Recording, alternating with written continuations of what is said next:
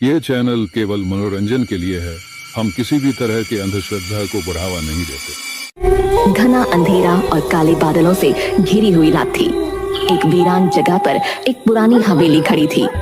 हवेली के चारों ओर ऊंची घास और सूखे पेड़ थे, जो इस जगह की भयानकता को और भी बढ़ा रहे थे। रात के सन्नाटे में केवल झिंगुरों की आवाजें सुनाई दे रही थीं। एक आदमी अपनी कार से वहां से गुजर रहा था। अचानक उसकी कार खराब हो गई। उसने कार से बाहर निकलकर इधर उधर देखा। चारों ओर केवल अंधेरा और वो हवेली दिखाई दे रही थी। और इसी बीच मूसलाधार बारिश शुरू हो गई। यहाँ खड़े रहने से बेहतर है कि मैं इस हवेली में जाकर थोड़ी देर के लिए छिप जाऊं। वो कार छोड़कर हवेली की ओर बढ़ा। हवेली का दरवाजा खुला हुआ था। अंदर जाते ही उसे एक अजीब सी ठंडक महसूस हुई। अचानक दरवाजा अपने आप बंद हो गया। वो चौंक कर पीछे मुड़ा, लेकिन कुछ नहीं दिखा। ये क्या था? क्या यहाँ कोई और भी है? उस वक्त अचानक किसी अदृश्य शक्ति ने उसे धक्का दिया और वो फर्श पर गिर पड़ा। उसकी आंखों के सामने सब कुछ धुंधला हो गया और एक भयानक चीख उसके कानों में गूंज उठी। वो मदद के लिए चिल्लाया, लेकिन उसकी आवाज हवेली की मोटी दीवारों से टकराकर वापस आ गई। और तभी उसके सामने एक आत्मा प्रकट हुई। वो चीखता रह गया और उस आत्मा ने उसे मार डाला। हवेली का फर्श लाल हो गया और बाहर बादल छट गए।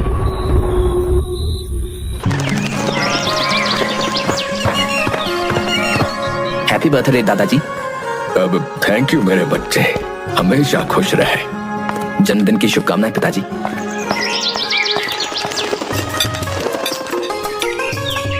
ये लीजिए पिताजी, मैंने आपके लिए आपकी फेवरेट खीर बनाई है। Happy birthday. हैप्पी बर्थडे मेरे प्यारे दादाजी। अरे बस बस, मैं तो थैंक यू करते हुए ही मर जाऊंगा। अरे मरे आपके दुश्मन दादाजी, अभी तो आपको 100 साल जीना है। आज आत्माराम का जन्मदिन था और उसका पूरा परिवार उसके जन्मदिन की सेलिब्रेशन में लगा हुआ था। उसका बेटा सुरेश, बहू मीना, पोता कमल और पोती तान्या, सभी लोग उससे बहुत प्यार करते थे। दादाजी, आज आपके जन्मदिन पर आपके लिए एक बड़ा सरप्राइज है। अब सरप्राइज? क्या सरप्राइज है बेटा? हाँ बेटा, क्या सरप्राइज है? तूने हमें बताया नहीं। चलो सब पता चल जाएगा। सभी लोग गाड़ी में बैठकर एक रास्ते पर चल पड़े। कमल ड्राइव कर रहा था और आत्माराम सरप्राइज के लिए काफी खुश और एक्साइटेड था। कमल ने एक वीरान रास्ते पर गाड़ी रोकी और सब बाहर निकले। सामने वही पुरानी हवेली थी, जिसे देखकर आत्माराम हैरान रह गया। अब ये तो हमारी पुरानी हवेली है, मेरी पुश्तैनी हवेली, जो मुझे मजबूरन बेचनी पड़ी थी। जी हाँ दादाजी, मैंने इसे आपके जन्मदिन के लिए फिर से खरीद लिया है। बेटा, इसकी क्या जरूरत थी? तुमने इस खंडहर के लिए इतने पैसे क्यों खर्च किए? ये खंडहर कभी आपका घर था और अब फिर से होगा। परिवार के सभी लोग बहुत खुश थे, लेकिन हवेली के अंदर छिपी भयानक सच्चाई से वो सभी अनजान थे। कमल, ये सब ठीक है, लेकिन यहाँ रहना सुरक्षित नहीं है। चलो वापस चलते हैं। अरे दादाजी, हम यहाँ आपके जन्मदिन का जश्न मनाने आए हैं। इस वीकेंड हम यहीं रहेंगे। नहीं कमल, मुझे वापस चलना है। यहाँ कुछ ठीक नहीं लग रहा। ओफो दादाजी, अब कोई बहस नहीं, हम यहीं रहेंगे। आप घबराओ नहीं, यहाँ कोई खतरा नहीं है। मैंने सफाई करवा ली थी। आत्माराम ने एक आखिरी बार कोशिश की, लेकिन कमल ने उसकी एक न सुनी। सभी लोग हवेली के अंदर चले गए। उन्हें नहीं पता था कि इस जगह पर क्या चीज उनका इंतजार कर रही है। वो लोग पार्टी की तैयारी में लग गए। पार्टी की तैयारी करते करते शाम हो गई।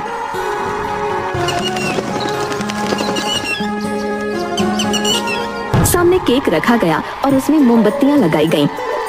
चलिए दादाजी, अब केक काटिए। पहले मोमबत्तियां बुझाइए। अब हाँ करता हूँ।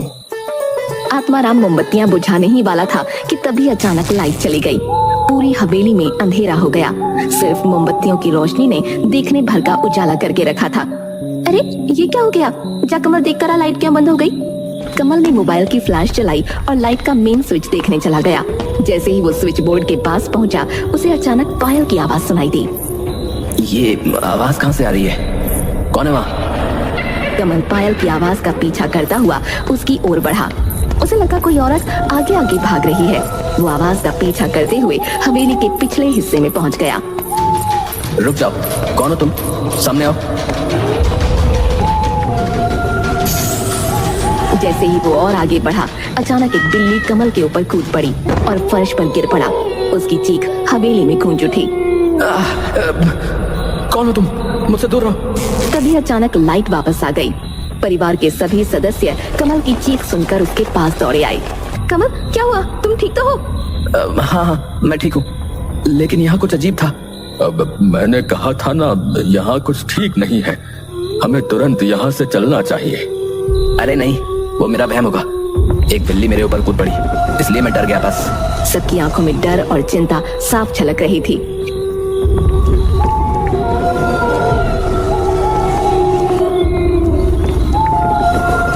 लेकिन कमल ने सबको वापस चलकर बर्थडे सेलिब्रेट करने के लिए मना लिया।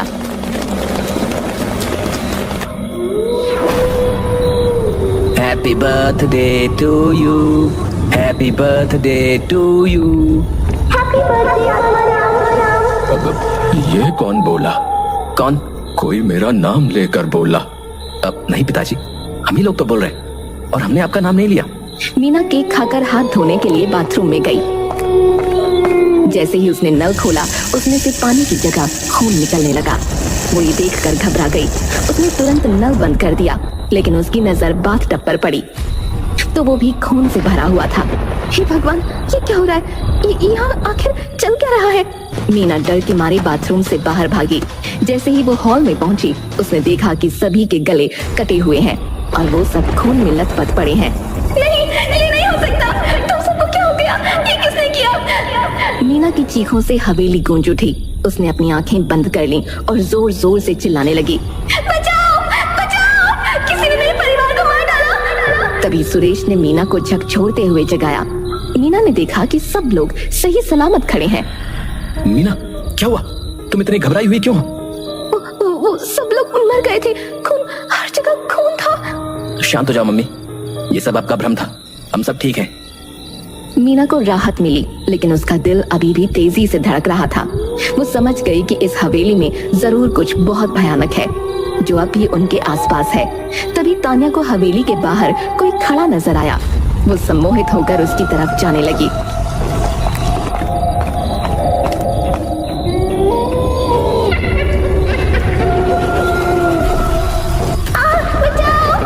तान्या की चीख सुनकर पूरा परिवार उसकी तरफ दौड़ा। हमें तुरंत यहाँ से निकलना चाहिए। हाँ, ये जगह बहुत खतरनाक है। चलो जल्दी करो। वो लोग वहाँ से निकलने के लिए अपना सारा सामान समेटने लगे। कमल को बहुत गिल्टी फील हो रहा था कि वो अपने परिवार को ऐसी खतरनाक जगह ले आया।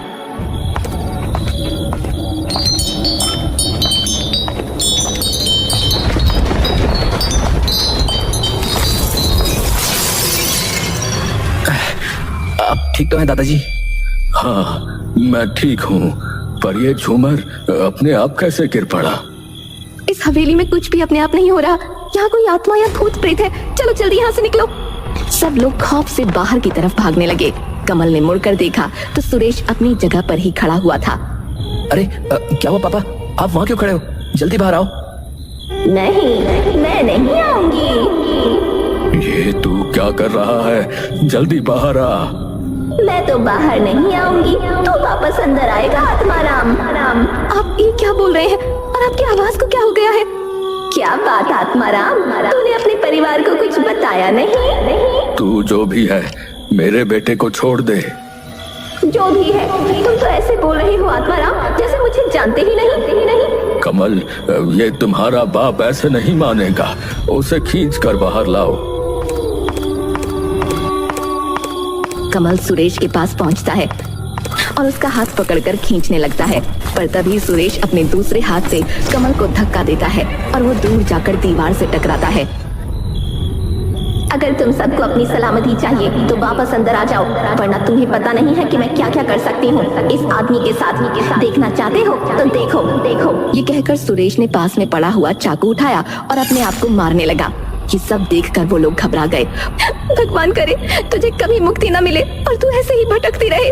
मेरे पापा को छोड़ दे, तो जो भी है। अब तुम कौन हो? तुम्हें आखिर चाहिए क्या? तुम जो कहोगी हम वो करेंगे, बस मेरे पापा को छोड़ दो।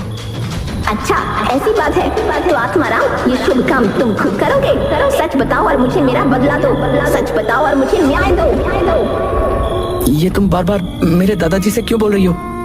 क्योंकि जो तुम भुगत रहे हो वो इन्हीं का किया धरा है। अब मुझे माफ कर दो। तुम्हारे लिए कोई माफी नहीं है, सिर्फ सजा है, और सजा से पहले सच है। सच से बेहतर है कि मैं मर ही जाऊं। ठीक है, अगर तुमने अपने मुंह से सच नहीं बोला तो तुमसे पहले ये तुम्हारा बेटा मरेगा। रुको, मैं सब बताता हूँ। कि जब वो 19 साल का था तब उसने इस हवेली में काम करने वाली एक मुन्नी नाम की नौकरानी के साथ दुष्कर्म किया था, और वो किसी को कुछ ना बता दे इसलिए उसका कत्ल करके इसी हॉल में दफना दिया था। तब से इस हवेली में कोई नहीं रह पाया, क्योंकि मुन्नी की प्यासी आत्मा इस हवेली में भटक रही है। वो न्याय चाहती है, वो बदला चाहती है। दादाजी आपने मैंने सच बता दिया है मुन्नी, अब मुझे मार डालो, मैं इस शर्मिंदगी के साथ जिंदा नहीं रह सकता। आत्माराम का इतना कहना था कि मुन्नी की वो प्यासी आत्मा सुरेश के अंदर से निकली और आत्माराम में प्रवेश कर गई।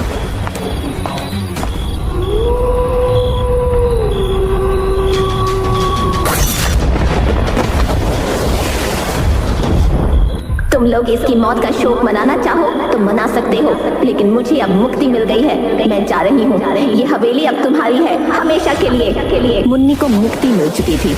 आत्माराम की लाश सामने पड़ी थी।